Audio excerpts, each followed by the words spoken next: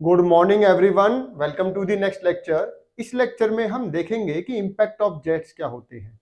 Previous lecture में हमने learn किया था कि फ्लूइड मशीन्स वो डिवाइस होती हैं जो मैकेनिकल एनर्जी को फ्लूइड एनर्जी में या फ्लूइड एनर्जी को मैकेनिकल एनर्जी में कन्वर्ट करती हैं, जैसे कि टरबाइन होते हैं, पंप होते हैं। ठीक है, तो इस लेक्चर में हम देखेंगे कि अगर कोई जेट किसी टरबाइन ब्लेड को हिट करता है तो उस पर फोर्स कितना लगाएगा। ठीक है, देखिए, टरबाइन एक ऐसी शाफ्ट होती है, उसके ऊपर ब्लेड लगे लगे होते हैं। ठीक है, टरबाइन एक, मान लीजिए ये टरबाइन की शाफ्ट है, इसके ऊपर ब्लेड लगे हुए हैं। मान लेते हैं कि ब्लेड ऐसे हैं।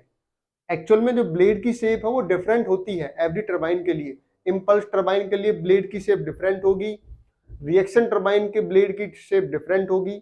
बट अभी हम ये समझते हैं कि टरबाइन एक ऐसी डिवाइस है जो कि सर्कुलर क्रॉस सेक्शन जिसका होता है और जिसके ऊपर ब्लेड लगे रहते हैं। ठीक है, इक्वल डिस्टेंस में। अब हमें ये देखना है कि ये इसको रन करने के लिए हमें ब्लेड को हिट करना होगा हाई वेलोसिटी से। ठीक है, हम वाटर को यूज करते हैं फ्लूइड में, तो कितना फोर्स जनरेट करेगा। ठीक है, तो कितना फोर्स जनरेट होगा। अब इसको हम बुलाते हैं इंपैक्ट ऑफ जेट्स।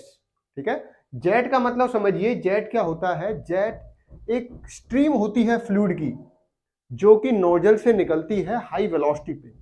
देखिए, नोजल एक ऐसा डिवाइस होता है जो कन्वर्जिंग शेप का होता है।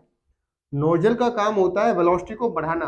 तो नोजल में से जब वाटर निकलता है तो उसकी वेलोसिटी हाई रहती है। ठीक है, इसी स्ट्रीम ऑफ फ्लूइड को हम जेट बुलाते हैं। तो जेट की डेफिनेशन क्या हुई, a stream of fluid issued from A nozzle with high velocity.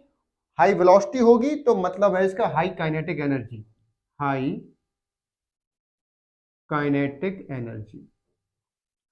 तो जेट एक ऐसा स्ट्रीम ऑफ फ्लूइड है जो किसी नोजल से निकलता है हाई वेलोसिटी से। ठीक है, तो ये जो हमारा पोर्स मान लेते हैं, ये डायमीटर है जेट का। ठीक है, this is the diameter of jet. तो ये जब निकलेगा तो हिट करता है टरबाइन पे। अब क्वेश्चन ये है कि एज एन इंजीनियर, एक इंजीनियर को पता होना चाहिए कि कितना फोर्स जनरेट करेगा। ठीक है, कितना फोर्स जनरेट करेगा। कुछ वेलोसिटी इसकी होगी, मान लेते हैं v वेलोसिटी है, जिस वेलोसिटी से ये इसको हिट करेगा। ठीक है, तो v वेलोसिटी से d डायमीटर का जेट जब इसको हिट करेगा तो कितना फोर्स जनरेट करेगा। ठीक है, कितना फोर्स जनरेट होगा। तो इसको हम कैसे कैलकुलेट करते हैं, इसको हम निकालते हैं इम्पल्स मोमेंटम इक्वेशन की हेल्प से। तो क्या समझने वाले हैं हम, इम्पल्स मोमेंटम इक्वेशन, या इसको हम इम्पल्स मोमेंटम प्रिंसिपल भी बुलाते हैं। ठीक है, तो अब इसमें हम सबसे पहले आपको जेट, इम्पैक्ट ऑफ जेट को समझने से पहले इम्पल्स मोमेंटम इक्वेशन को ड्राइव करना होगा। उसके बाद हम देखते हैं। तो हमारा नेक्स्ट टॉपिक क्या हो गया, इम्पल्स मोमेंटम इक्वेशन। जब इसको हम समझेंगे उसके बाद हम दोबारा से जेट पे आएंगे। हम उसके बाद लेंगे प्लेट को, लेंगे प्लेट के ऊपर जेट को हिट कराएंगे। पर उससे पहले समझ लेते हैं कि इम्पल्स मोमेंटम इक्वेशन क्या होती है। देखिए,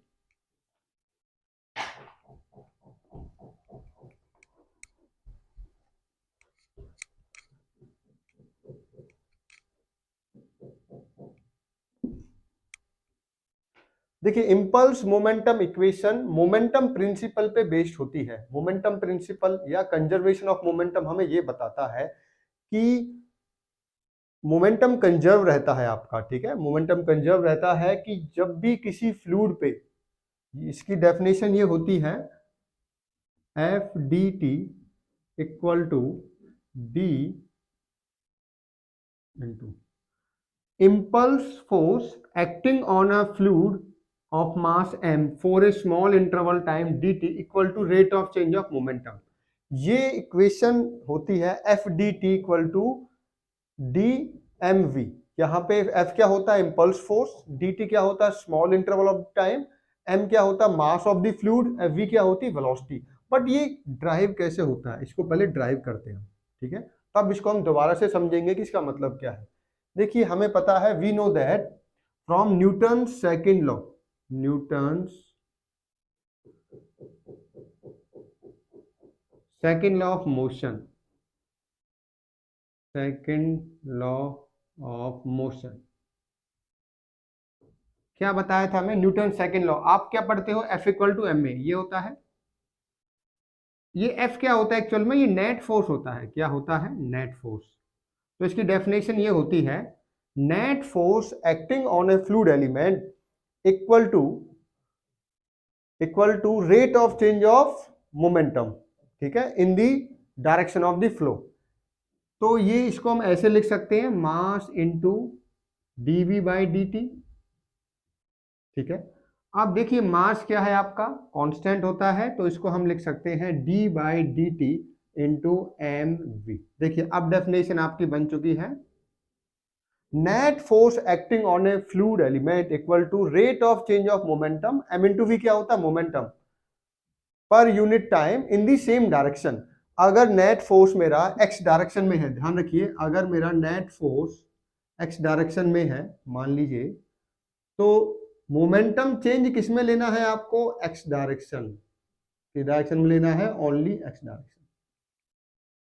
तो न्यूटन सेकंड लॉ ने हमें यही बताया था कि किसी फ्लूइड एलिमेंट पे जो नेट फोर्स होता है, देखिए बहुत सारे फोर्स लगते हैं फ्लूइड एलिमेंट पे, प्रेशर फोर्स है, ग्रेविटी फोर्स है, फोर्स ड्यू टू विस्कोसिटी होता है, ठीक है, कॉम्प्रेसिबिलिटी के कारण भी फोर्स लगता है, टर्बुलेंसी के कारण भी फोर्स लगता है। तो जो नेट फोर्स है उसकी कोई डायरेक्शन होगी, मान लेते हैं x डायरेक्शन है नेट फोर्स की, तो वो इक्वल किसके होगा? Rate of change of momentum in that direction. जिस डायरेक्शन में नेट फोर्स लग रहा है उस डायरेक्शन में rate of change of momentum क्या है आपका, ठीक है। अब इसको हम इसको कैसे लिख सकते हैं? F net into D T equal to D into M. इसी को बुलाते हैं impulse momentum equation. Impulse momentum equation, F net को मैं एफ लिख देता हूं, F into D T equal to D into M into V. ये क्या होता है? मोमेंटम। मोमेंटम का फॉर्मूला होता है मास इंटू वेलोसिटी। तो ये इस इक्वेशन का नाम होता है इम्पल्स मोमेंटम इक्वेशन। एफ क्या है यहाँ पे? Impulsive force. क्या नाम है इसका? इम्पल्सिव फोर्स, ठीक है। ये होता है मोमेंटम। एम इंटू वी क्या है मेरा? मोमेंटम। कौन सा मोमेंटम? Linear momentum. तो इसको डिफाइन करते हैं, इंपल्स मोमेंटम इक्वेशन क्या कहती है? इंपल्सिव फोर्स, ठीक है, impulsive force acting on a fluid element of mass m for a small interval of time dt equal to rate of change of momentum. कोई फोर्स है, impulsive force है, किसी fluid element पे लग रहा है जिसका मास m है, स्मॉल टाइम के लिए, dt टाइम के लिए, तो वो किसके बराबर होगा? Rate of change of linear momentum, ठीक है। उस फ्लो में लीनियर मोमेंटम में कितना चेंज हो रहा है उसके बराबर होगा। इसको बुलाते हैं इंपल्स मोमेंटम इक्वेशन। अब इनकी हेल्प हम लेंगे जब हम निकालेंगे फोर्स कितना लग रहा है किसी, देखिए आपको पता होना चाहिए टरबाइन को रोटेट करने के लिए कितना फोर्स चाहिए, और वो फोर्स जनरेट कौन करेगा? वाटर। तो वाटर को कितनी वेलोसिटी से हम हिट कराएं, ठीक है, ब्लेड पे, जिससे कि वो रन करना स्टार्ट कर दे, घूमना स्टार्ट कर दे। इसके लिए पता होना चाहिए आपको कि कितना फोर्स जनरेट करेगा, ठीक है, वाटर का कितना मास, कितनी वेलोसिटी से आप उसमें एंटर कराओगे जिससे कि फोर्स जनरेट हो जाए, required amount of force generate हो जाए। तो उसका मैग्नीट्यूड निकालने के लिए मुझे इंपल्स मोमेंटम इक्वेशन की रिक्वायरमेंट होगी।